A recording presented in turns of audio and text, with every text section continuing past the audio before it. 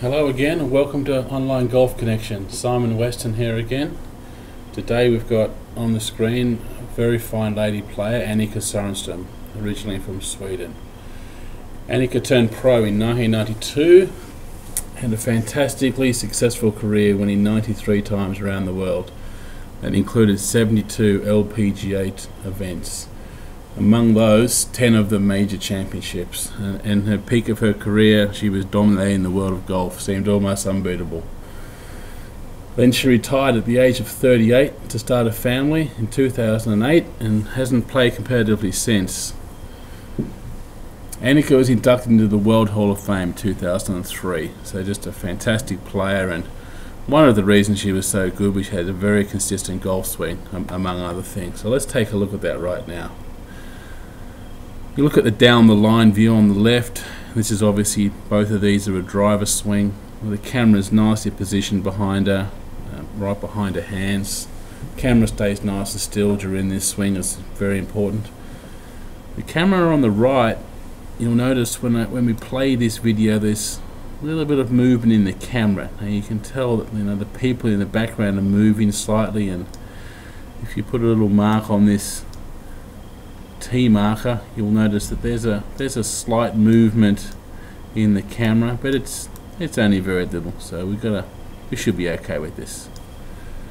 Alright, one of the great things about Annika's swing was she was quite a long hitter, and towards the end of her career she built up her strength, created more club head speed, hit the ball pretty long for a lady, and had a very strong work ethic and practiced a lot. The thing I like about this swing, among one of the things, is that her tempo was nice and brisk, not slow, not too slow and smooth. It was a quick tempo, which was good. A lot of ladies swing too slow. Now, Annika Sorenstam, as she starts away from the ball on the right hand side here, you'll see a really nice initial one-piece takeaway. So the chest, the shoulders, the arms all moving together. So she sets this club really nicely here when it's parallel to the ground, where the left arm is right there. And you'll notice as she keeps going back a little further, and she gets more of that left arm parallel to the ground, roughly here. Not a lot of hinge in the wrist yet, so that's one reason she swings back nice and wide.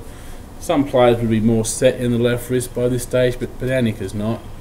And you'll start to notice as she works into the top of the backswing, well, now she's got more than 90 degrees, so she hinges the wrist late, but she certainly hinges them very well to the top of the swing. A couple of interesting points here is you'll notice the head's moved out of the box and the right side's moved behind the red line. Now this head out of the box is quite common. The head's moved down a little bit, which is also quite common. The lateral movement of the hips, not so common, but this is only a couple of inches. We can live with that. When we take a look at Annika from the down the line view, one of the really good moves in her takeaway is how well she keeps the club in front of her body. You'll notice at this point that the head of the club still remain noticeably in front of her hands, which I like. Many good players do that.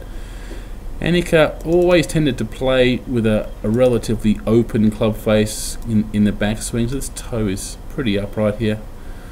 Notice as she goes back a little further, she's right in between that original shaft plane and the original top of the shoulder plane. Looks very, very good here. Okay, many good players will be able to maintain their depth through here. And she stays up against that red line, she's maintained her depth. Left knees come forward, right knees come back. Also very good. Annika's left wrist. This one here looks relatively flat, but I've seen her play with a little more cupping in the left wrist. She often play with more of an open club face at the top of the backswing. But all in all, very, very good position here. Now, as she starts into the downswing and moves back towards the target, you'll notice back on the right hand side here that left hip and left side of her lower body moves back in towards the original red line. So she's already covered that gap and she's back up onto the left side here. The downswing's only just begun, so the lower body's leading before the upper body, and then the arms followed by the club, which every single good player would do. The thing about Annika right here is she's able to create a lot of lag. Now, not too many ladies and not a lot of men either will be able to lay the club as well as this in the downswing. This is a great thing. This is a great way to create and store power and sort of hold on to it as long as you can and let the forces of the golf swing pull that left wrist down a bit later in the downswing. It's a great position here. Fantastic. Right, look at the same move from the down the line view. You see the lower body's clearing. As we know, it moves a bit to the left. She stays quite well. She keeps the depth in her pelvis. The lower left side of her body now is very close to that red line over here. Notice the depth she's maintained in this region. The club head comes a little bit in behind the hands, but very good still.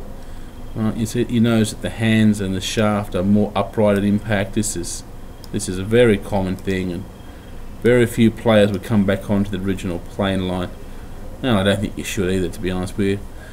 Now, face on, coming into impact, you notice that left side hasn't really moved much more forward than it did initially. So she gets back to the kind of the start point and just kind of rotates out of the way. It doesn't move into the left side as much as other players. So that's just what Annika did, a little bit differently. I think most good players would be a bit more in the left side, a bit more evidence of the weight to the left.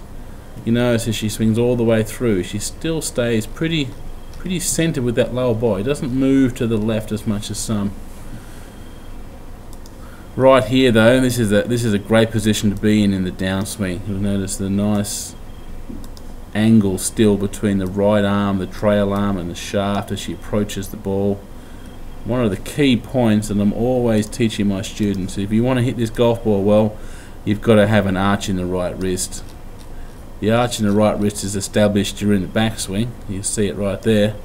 And as she starts coming down, she's not really pushing that angle down too much. Obviously a little bit, but you'll notice that when the club gets back onto the golf ball, the right wrist is still arched. And this is critical for good shots. Whether it's a wood or an iron, full swing, chip in, it doesn't make any difference.